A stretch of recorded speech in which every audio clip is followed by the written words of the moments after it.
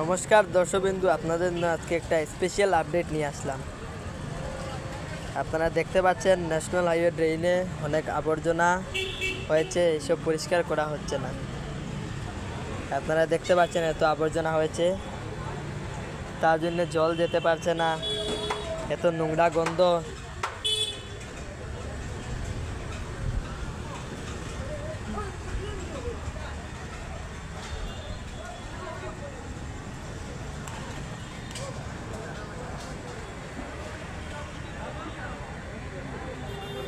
ভিডিওটি ভালো লাগলে চট করে লাইক করে পট করে শেয়ার করবেন।